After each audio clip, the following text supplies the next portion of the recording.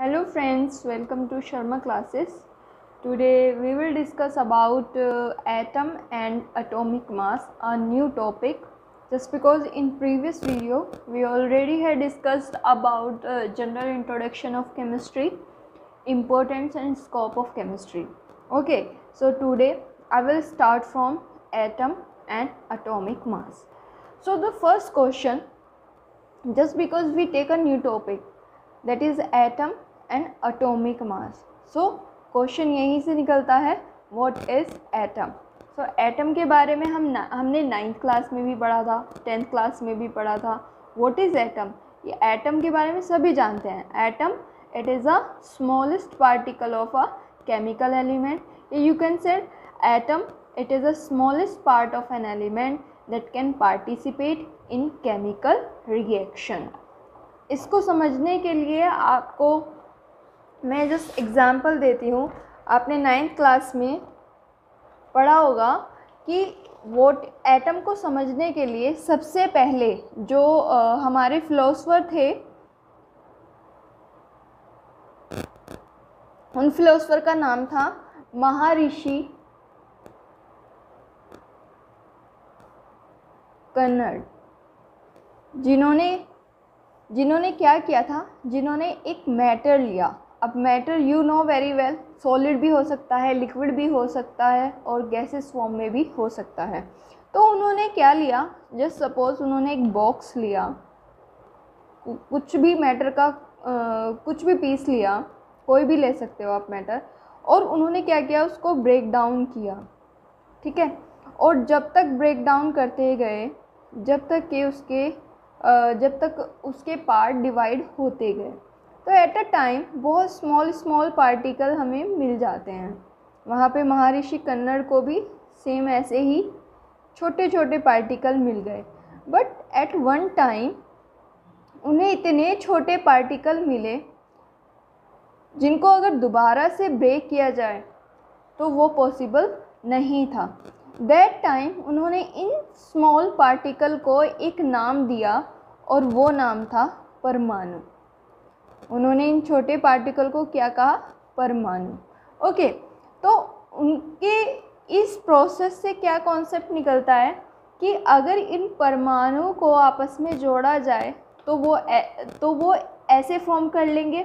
अगर इनको भी आपस में जोड़ा जाए तो 2 पार्ट्स में फॉर्म हो जाएंगे, और अगर इन 2 पार्ट्स को भी आपस में जोड़ा जाए तो एक पीस ऑफ मैटर का बन जाएगा. क्लियर. तो यहाँ से एक कॉन्सेप्ट हमें क्लियर होता है कि ये जो मैटर का पार्ट है, ये जो पार्ट है ये किस से मिलकर बना है, ये इन छोटे छोटे पार्टिकल से मिलकर बना है, और इनको हम क्या कहते हैं, परमाणु. ओके. तो उसके बाद जस्ट बिकॉज इन्होंने एक्सपेरिमेंटली ये सब कुछ नहीं बोला था, ये सब कुछ नहीं वो प्रूव कर पाए थे, तो उनकी इस बात पे ज़्यादा ध्यान नहीं दिया गया. उसके बाद ये तो थे फर्स्ट फिलोसोफर महर्षि कन्नड़, पूछ लिया जाता है. देन इसके बाद जो आए थे, इसके बाद जो आए उनका नाम था डेमोक्रिटस एंड ल्यूसिपस. तो सेकंड जो होंगे फिलोसोफर, उनका नाम होगा डेमोक्रिटस एंड ल्यूसिपस. इन्होंने भी सेम थ्योरी दी, बस इन्होंने थोड़ा क्या किया, इन्होंने मैटर को डिवाइड किया. अगेन सेम महर्षि कन्नड़ की तरह डिवाइड किया, और इनको भी स्मॉल पार्टिकल मिले, और ये भी तब तक इसको डिवाइड करते गए जब तक कि इनको ऐसा पार्टिकल नहीं मिल गया जो कौन सी प्रॉपर्टी, जो इंडिविजिबिलिटी शो करता हो. और जब यह प्रॉपर्टी शो हो जाती है, दैट टाइम उस पार्टिकल का नाम, इन छोटे छोटे पार्टिकल को उन्होंने क्या बोल दिया, उन्होंने इसको नाम दिया एटम. क्लियर. लेकिन जस्ट बिकॉज इन दोनों फिलोसोफर ने इसको एक्सपेरिमेंटली प्रूव नहीं किया था, तो ये जो परमाणु और एटम के बारे में हमने जाना, इसको ज़्यादा इम्पोर्टेंस नहीं दिया गया जब तक कि किसी साइंटिस्ट ने इसको प्रूव नहीं कर दिया हो। तो इन सब के बाद आफ्टर लॉन्ग टाइम आपने नाम सुना होगा जॉन डाल्टन।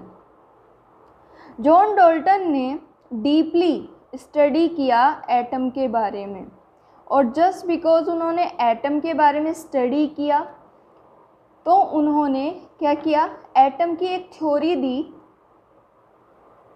एटम थ्योरी, और उसका नाम पड़ गया जॉन डाल्टन एटॉमिक थ्योरी या एटम थ्योरी। ओके, क्या नाम पड़ गया, जॉन डाल्टन एटॉमिक थ्योरी। अब इसको समझ लेते हैं उन्होंने क्या क्या बोला। उन्होंने बताया, ये वैसे तो हम 9th और 10th में पढ़ के आ चुके हैं तो ये आपका रिकॉल हो जाएगा। उन्होंने क्या बताया, उन्होंने सबसे पहला पॉइंट जो एटम के बारे में दिया, सेम एज ए फिलोसफर, जो फिलोसफर ने हमें बताया था महर्षि कन्नड़ और डेमोक्रिटस और ल्यूसिफर्स ने सेम बातें बोली थी, ऐसे ही जॉन डाल्टन ने सबसे पहला पॉइंट जो एटम का दिया वो क्या दिया, वो दिया atom is the smallest particles of a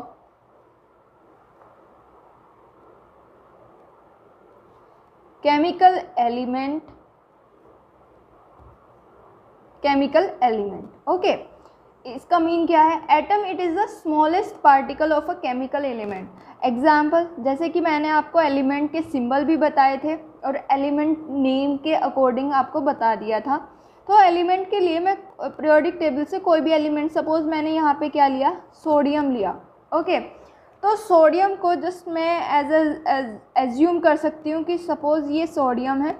okay, sodium element.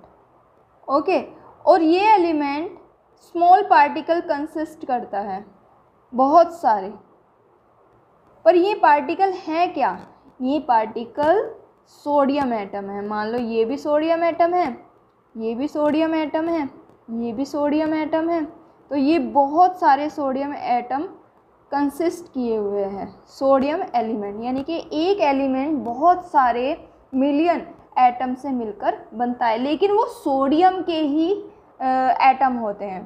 तो यहाँ पर क्या आता है, atom it is the smallest particle of chemical element. It means sodium element किससे मिलकर बना है, smallest particle, that is sodium atom. Okay, clear, इससे मिलकर ये बना है। क्लियर ये। नाउ द सेकेंड पॉइंट, ये तो फर्स्ट, सेकेंड पॉइंट में जॉन डाल्टन की theory, according to John Dalton theory, all matter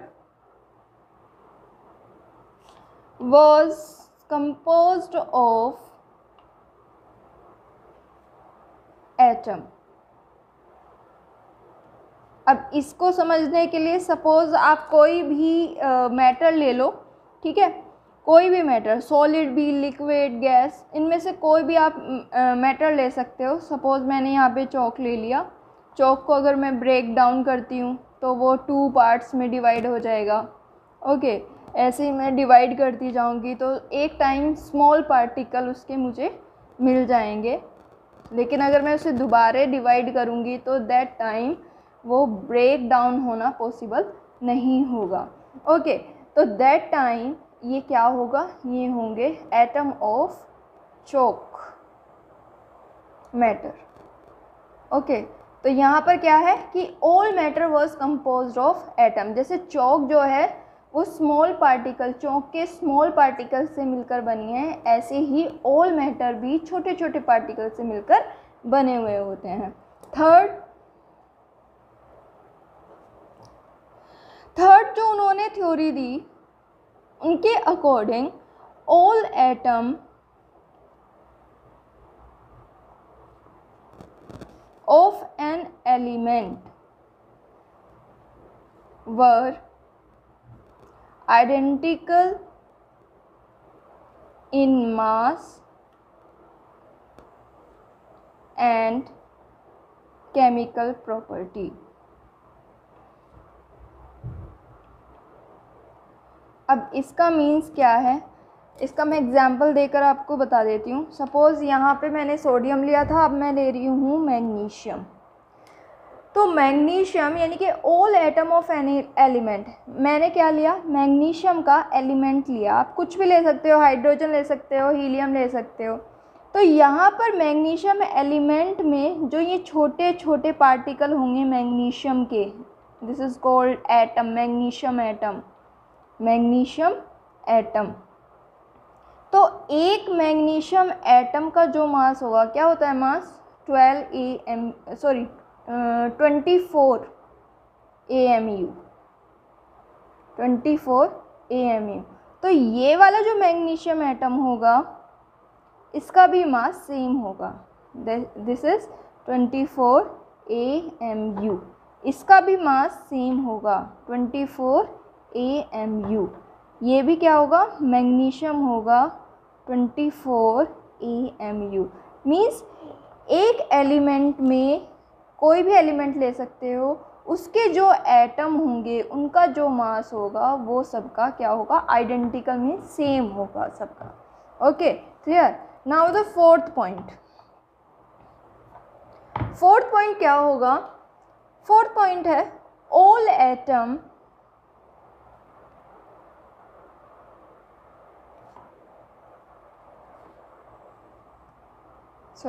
all atom तो यहाँ पर आ गया, different elements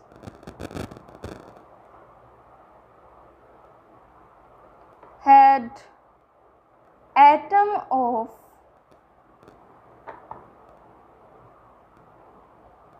different mass and chemical property।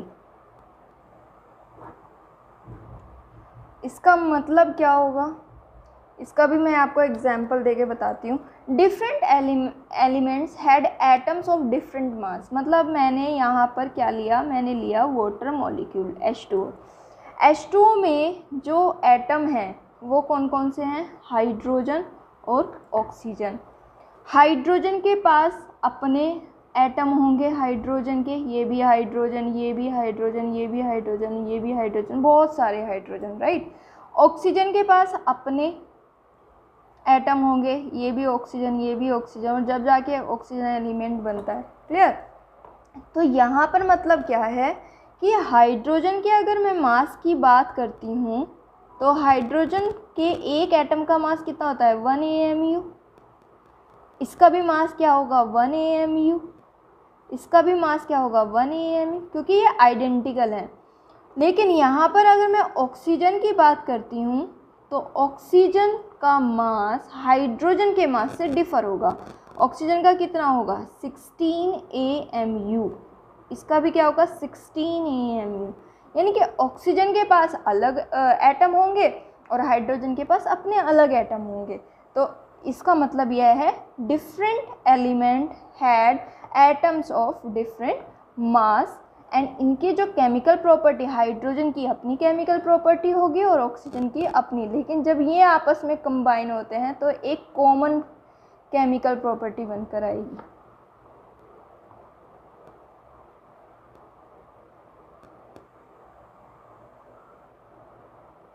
Clear. तो यहाँ से हमें एटम की डेफिनेशन मिलती है।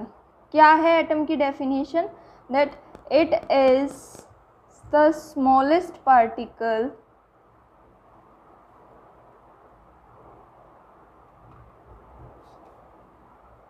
Of a chemical element and not able to exist independently. This is the definition of atom. Clear? Now हम अब बात क्या करेंगे, अब बात करते हैं, देखिए अब अगर दूसरी डेफिनेशन पे जाते हैं, या तो आप ये भी लिख सकते हो, ये भी लिख सकते हो। Atom it is the smallest part of an element that can participate in a chemical reaction. Chemical reaction में भी तो सपोज़ मैं यहाँ पर एक केमिकल रिएक्शन का एग्जांपल दे रही हूँ कि हाइड्रोजन रिएक्ट करता है क्लोरीन से and give hydrogen chloride. Okay, just because hydrogen यहाँ पर क्या है, मोनो एटोमिक, और मोनो एटोमिक कभी भी रिएक्ट फॉर्म में नहीं होता, तो यहाँ पर हाइड्रोजन का मॉलिक्यूल रिएक्ट करेगा। Hydrogen molecule is more reactive, तो हाइड्रोजन रिएक्ट करेगा क्लोरीन एटम से एंड क्या देगा, हाइड्रोजन क्लोराइड। लेकिन हम इनको क्या करेंगे, यहाँ पर 2 है, यहाँ पर 1 है, तो हम क्या करते हैं, इसको बैलेंस करेंगे। ओके, तो यहाँ पर क्या आ जाएगा, 2Cl H2 2Cl क्या बन जाएगा, H2HCl। क्लियर, क्लियर, तो ये आ जाएगा हाइड्रोजन क्लोराइड। अब एटम जो होते हैं वो केमिकल रिएक्शन में कैसे रिएक्ट करते हैं, ये थ्योरी दी थी, इसके बारे में किस साइंटिस्ट ने, एंटोइन, आपने 9th में पढ़ा होगा, एंटोइन एल लेवोइजर। इन्होंने बताया था किसके बारे में, लॉ ऑफ केमिकल कॉम्बिनेशन के बारे में।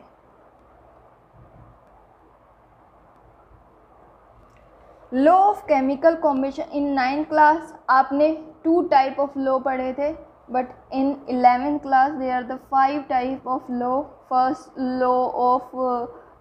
Law of conservation of mass, second law of constant proportion, third law of multiple proportion. तो ये सब लॉ हैं जो कि आपके सिलेबस से रिड्यूस हो चुके हैं। अभी इन 5 लॉ में एक कॉमन बात थी कि इन्होंने किसके बारे में, एटम के एटॉमिक मास के बारे में बात की थी, एटॉमिक मास। ओके, तो अब हम जस्ट बिकॉज इन सब लॉ में किसकी बात हुई है, एटॉमिक मास, तो सबसे अब जो क्वेश्चन आएगा माइंड में वो यही आएगा, क्योंकि हमने एटम के बारे में जान लिया, तो अब जो क्वेश्चन आएगा वो ये आएगा कि एटम का एटॉमिक मास कितना होता है। तो एटम के एटॉमिक मास को मेज़र करने के लिए जो क्वेश्चन अराइज होता है माइंड में वो क्या होता है, what is atomic mass.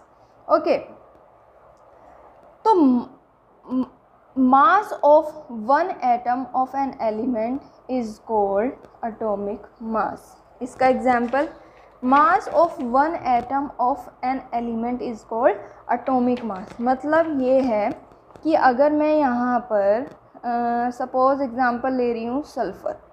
Okay, मैंने यहाँ पर लिया सल्फ़र एलिमेंट, सिंबल क्या होगा, S। ठीक है, सल्फ़र एलिमेंट लिया, सल्फ़र के पास क्या होंगे, सल्फ़र के एटम होंगे। ठीक है, ये भी सल्फ़र, सल्फ़र, सल्फ़र, सल्फ़र, बहुत सारे सल्फ़र एटम से मिलकर एक एलिमेंट बना। अब जो सल्फ़र के एक एटम का मास कितना होता है, 32 AMU। इसका भी मास क्या होगा, 32 AMU। इसका भी क्या होगा, 32 AMU। तो सल्फ़र एलिमेंट के अंदर क्या है, सल्फ़र एटम। तो सल्फ़र के एक एटम का जो मास होगा वही सल्फ़र एलिमेंट का भी मास होगा। और जस्ट बिकॉज यहाँ पर एक एटम के मास की बात कर रहे हैं तो इसको हमने क्या नाम दे दिया, एटॉमिक मास। तो what is the definition of atomic mass, बहुत इजी है, मास of one atom of an element is called atomic mass. Now question कि इसको मेज़र कैसे करेंगे, जैसे अगर हमें अपने वेट को मेज़र करना होता है तो हम या तो किलोग्राम में करते हैं या फिर ग्राम में करते हैं। छोटे जो ऑब्जेक्ट होते हैं, जो स्मॉल क्वांटिटी में, उनको वेट करते हैं ग्राम में, लेकिन जो मेज़र अमाउंट वैल्यू होती है उनको हम किलोग्राम में मेज़र करते हैं। लेकिन एटम को क्या हम किलोग्राम और ग्राम में मेज़र कर सकते हैं? एटम को हम किलोग्राम ग्राम में मेज़र नहीं कर सकते, just because they are very small in size. Okay, उनका साइज़ बहुत छोटा होता है। और जो यूनिट होगी, यूनिट क्या होगी? There are 3 units to represent the numerical value of atomic mass. First is atomic mass unit, third is unify mass and second is unify mass and third is Dalton. तो या तो आप atom के मास को AMU में represent कर सकते हो, या फिर U में, या फिर डोल्टन में। पहले AMU में करते थे, लेकिन अब हम इसको यूनिफाई मास में रिप्रेजेंट करते हैं। मान लो हाइड्रोजन है, हाइड्रोजन का जो एटॉमिक मास होता है वो 1 होता है, तो हम क्या लिखते हैं? 1 AMU। ओके, ऐसे ही अगर मुझे आप इसके मास को ऐसे भी लिख सकते हो, hydrogen is equal to 1U, ऐसे भी। तो ये भी सही होगा और ये भी सही होगा। ओके, तो मोस्ट ऑफ इन दोनों को लिखा जाता है डोल्टन, क्योंकि डोल्टन ने एटॉमिक थ्योरी दी थी, इसलिए DA। ओके, तो इतना आपको समझ आ गया कि एटम क्या होता है, एटॉमिक मास क्या होता है, उसके यूनिट क्या हैं, unit atomic mass unit, unify mass and Dalton. Clear है? अब एक बात बताना मुझे आप,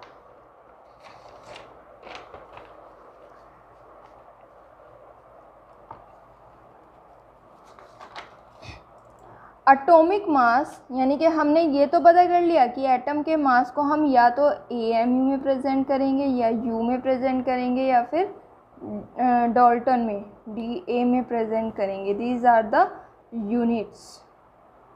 यूनिट्स ऑफ एटम। ओके, लेकिन अब एटम का वेट कैसे लिया जाए, तो उसके लिए सबसे पहले हमें छोटी छोटी चीज़ों के बारे में पता होना चाहिए। हमें ये तो पता है कि 1 kg में कितने ग्राम होते हैं, तो 1 kg में कितने होते हैं ये सबको पता है। 1 kg में 1000 ग्राम होते हैं। लेकिन अगर मैं एटम के यूनिट की बात करूँ तो 1 AMU में कितने ग्राम होंगे, ये क्वेश्चन आएगा कि 1 AMU में कितने ग्राम होते हैं। Most important question. ओके, तो इसको समझने के लिए हमें क्या पता करना पड़ेगा? 1 AMU और ग्राम के बीच रिलेशन पता करना पड़ेगा। तो उसके लिए मैं आपको एक एग्ज़ाम्पल दे रही हूँ। जब हम कभी मार्केट में जाते हैं कुछ ख़रीदने के लिए, तो अगर हम फ्रूट्स ख़रीदते हैं और हम बोलते हैं कि 1 kg फ्रूट चाहिए, ठीक है, तो उसके लिए फ्रूट सेलर के पास कुछ इस तरीके का इंस्ट्रूमेंट होता है मेज़र करने के लिए वेट को, ये सभी जानते होंगे। क्लियर? और उसके पास एक 1 kg का क्या होता है? वेट होता है। बहुत सारे वेट होते हैं, 2 kg का भी होता है। क्लियर? आपने क्या किया? आपने कहा 1 kg हमें क्या चाहिए? एप्पल चाहिए। क्लियर? आप जो फ्रूट सेलर होता है वो क्या करता है? 1 kg को इधर रख देगा, वेट को, देन 1 एप्पल रखेगा, सेकंड एप्पल रखेगा, थर्ड एप्पल रखेगा, 4 एप्पल रखेगा। वो जब तक रखेगा जब तक कि ये इसके इक्वल ना हो जाए। मीन्स अगर मैं इसे A मानती हूँ और इसको B मानती हूँ, तो वो तब तक रखेगा जब तक कि दोनों जो ये साइड्स हैं, वेट हैं, जिसको हम क्या बोलते हैं, भार बोलते हैं जिसको, जब तक कि A इक्वल टू B ना हो जाए तब तक वो इसको मेज़र करता रहेगा। क्लियर? तो यहाँ पर इन 1 kg का जो 1 kg एप्पल का जो रेफरेंस लिया है उसने, वो क्या लिया है? 1 kg वेट। इसको हम क्या बोलेंगे? Standard reference. अगर हमें 2 kg लेना होता तो वो 2 kg का वेट रखता। ओके, इसी तरीके से जो एटम्स होते हैं, ओके, एटम्स के वेट को मेज़र करने के लिए, एटम्स का क्या करना है, वेट, एटम्स के वेट को मेज़र करने के लिए क्या करना पड़ेगा, हमें क्या लेना पड़ेगा, स्टैंडर्ड रेफरेंस लेना पड़ेगा, ठीक है। और वो साइंटिस्ट ने किसको लिया, इतने सारे एटम में से साइंटिस्ट ने एक एटम को चूज़ किया, वो था कार्बन 12 एटम। इसको एज अ क्या माना उन्होंने, स्टैंडर्ड रेफरेंस।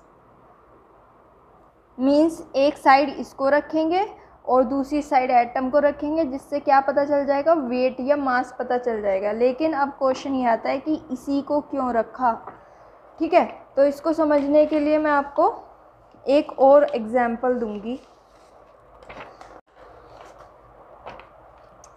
देखिए, एज अ क्लास टीचर मुझे अगर मॉनिटर डिसाइड करना है तो उसकी मुझे एटलीस्ट 3 क्वालिटी पता होनी चाहिए। मैं उस बच्चे को मॉनिटर डिसाइड करूँगी। सबसे पहला उसकी अटेंडेंस, मीन्स बच्चा डेली आना चाहिए, डेली आएगा तभी क्लास को मेंटेन कर पाएगा। थर्ड, ज़्यादा रिएक्टिव नहीं होना चाहिए, ठीक है, नो मोर रिएक्टिव, मीन्स झगड़ालू टाइप नहीं होना चाहिए कि सबसे लड़ रहा है, ऐसा बच्चे को मैं चूज़ नहीं करूँगी क्लास मॉनिटर के लिए। थर्ड क्या होना चाहिए, थर्ड उसके सिबलिंग मीन्स ब्रदर और सिस्टर नहीं होने चाहिए, वरना क्या होगा, पार्शियल हो जाएगा अगर मैं मॉनिटर को चूज़ करती हूँ, ठीक है। सेम जो साइंटिस्ट थे उन्होंने कार्बन 12 एटम को क्यों चूज़ किया, उसके 3 पॉइंट थे। पहला, अबंडेंस। अबंडेंस का मीन्स होता है नेचर में अवेलेबिलिटी, नेचर में परसेंट अमाउंट, ओके। सेकंड, ज़्यादा रिएक्टिव नहीं था, ना ज़्यादा रिएक्टिव ना कम रिएक्टिव, तो जो कार्बन 12 है वो मॉडरेटली रिएक्टिव है, okay. And third is carbon 12 के भाई बहन भी उस टाइम नहीं थे, मीन्स आइसोटोप। तो carbon 12 is one of the isotope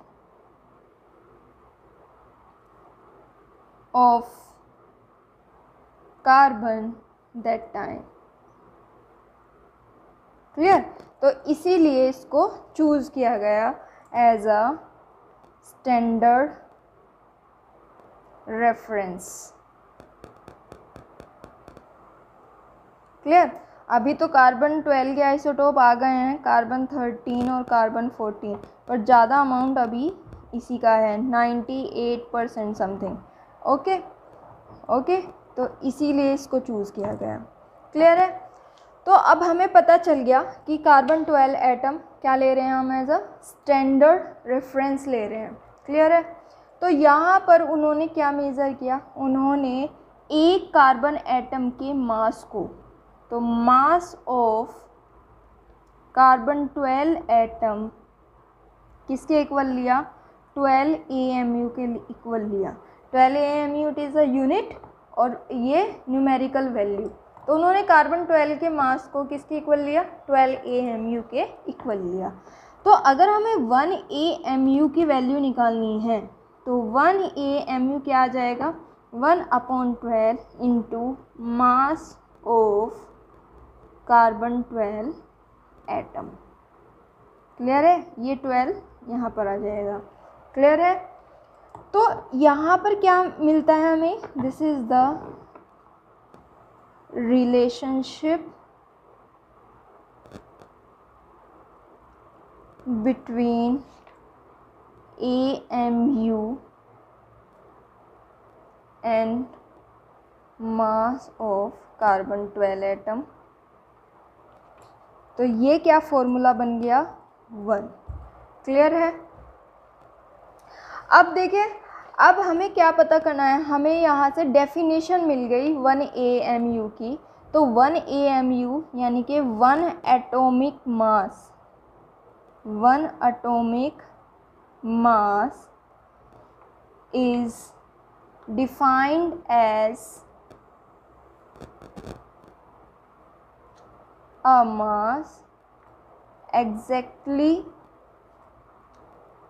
equal to 1/12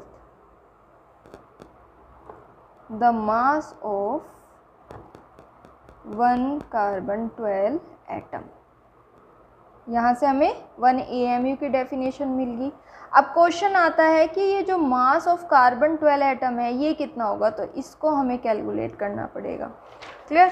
अब इसको कैलकुलेट करने के लिए एक्सपेरिमेंटली जो साइंटिस्ट थे उन्होंने वैल्यू दी। एक्सपेरिमेंट से उन्होंने क्या किया, उन्होंने मास ऑफ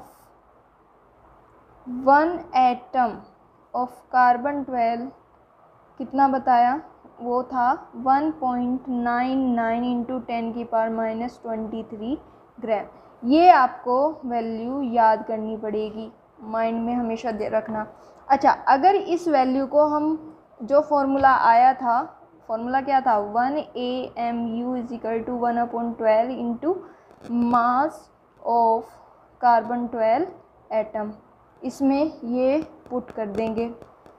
ओके, तो क्या निकल के आएगा, 1 AMU = 1/12 into 1.99 into 10⁻⁻23 gram. Okay, so this is the relationship between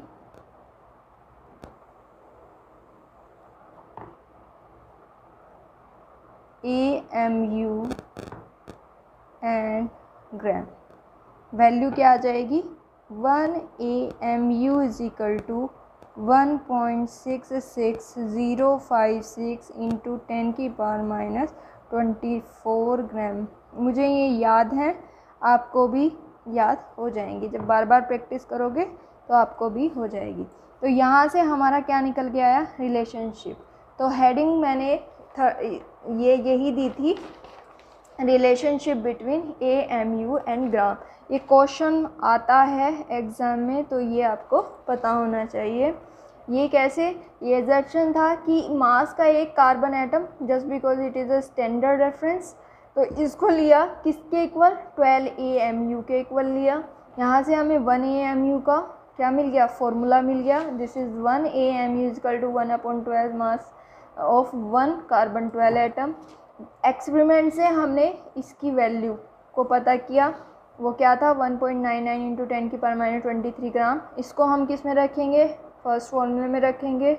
ये रखा, कैलकुलेशन के बाद जो हमारी वैल्यू आती है वो आती है 1.66 into 10⁻⁻24 gram. This is the relationship between AMU and gram. Okay, clear है, तो ये आपको क्लियर होनी चाहिए। अब आपके माइंड में क्वेश्चन आ रहा होगा कि ये एक्सपेरिमेंट से कैसे कैलकुलेट किया, तो इसके 2 फॉर्मूले हैं जो आपको लर्न करने हैं, मैं बता रही हूँ आपको। तो 2 फॉर्मूले क्या हैं, वो हैं, अगर आपको क्या करना है, कैलकुलेशन करनी है,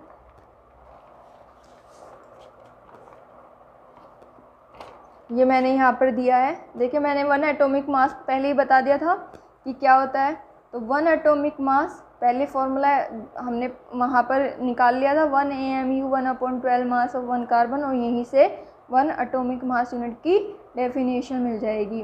क्या है, 1 atomic mass unit defined as mass exactly equal to 1/12 the mass of 1 carbon 12 atom. जो हमने वो निकालना था, एक्सपेरिमेंटल जो हमने एटम का मास निकाला था ग्राम में, वो कैसे, ये 2 फॉर्मूले हैं मोस्ट इम्पोर्टेंट, इनको आपको लर्न करना है।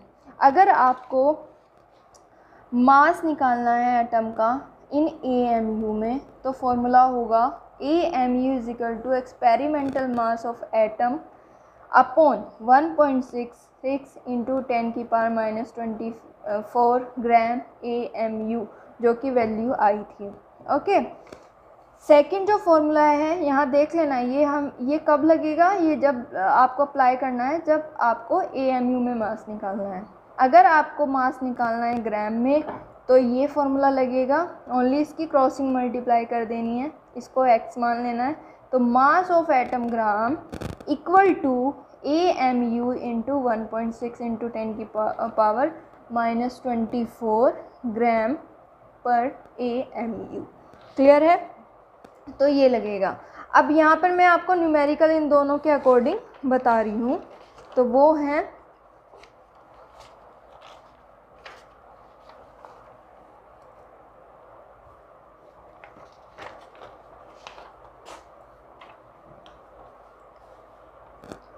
इसके लिए आपको एलिमेंट पता होने चाहिए। ओके, तो एलिमेंट यहाँ पर मैं एलिमेंट आपको बता रही हूँ।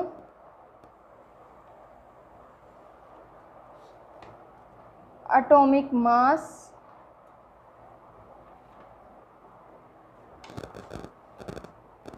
इन AMU। Okay,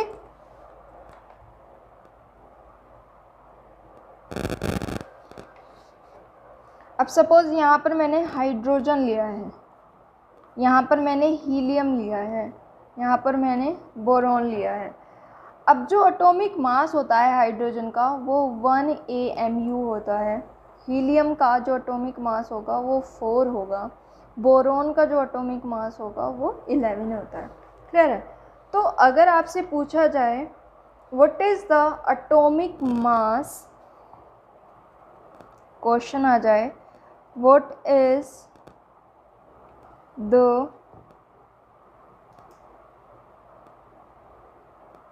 atomic mass of hydrogen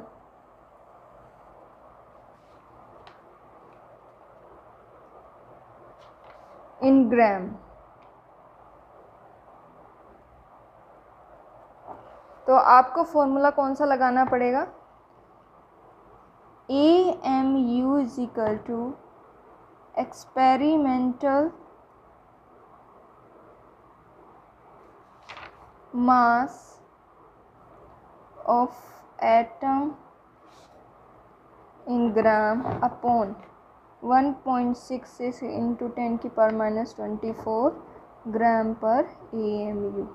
अब यहाँ पर क्या है, आपको हाइड्रोजन की जो वैल्यू है AMU में वो पता है, तो वो क्या है 1 AMU। क्लियर है? और ये क्या हमें कैलकुलेट करना है, तो इसको हम x ग्राम मान लेते हैं। यहाँ पर वैल्यू दी है 1.66 इंटू 10 की पावर -24 ग्राम पर AMU।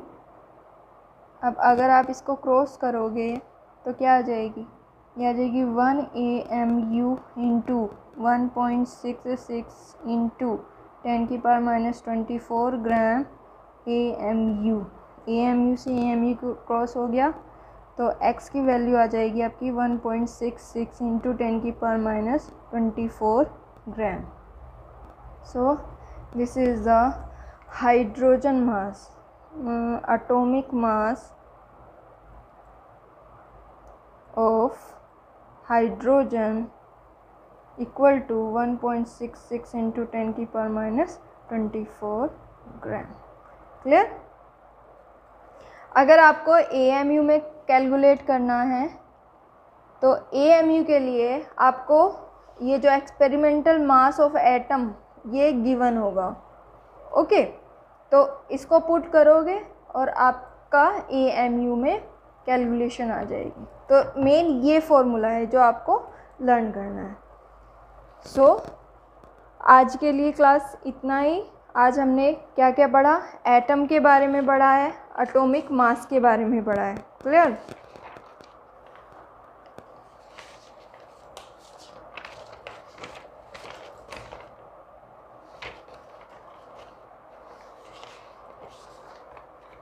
हमने एटम और एटॉमिक मास के बारे में आज डिस्कस किया है।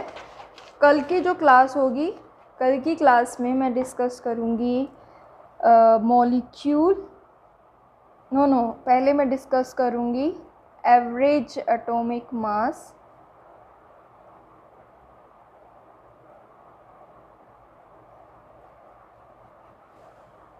Plus numericals. अगर आपको मेरी ये वीडियो अच्छी लगी है और हेल्पफुल हो आपके लिए, तो इस वीडियो पे कमेंट करना और मेरे चैनल को सब्सक्राइब करना ना भूलें। Thank you.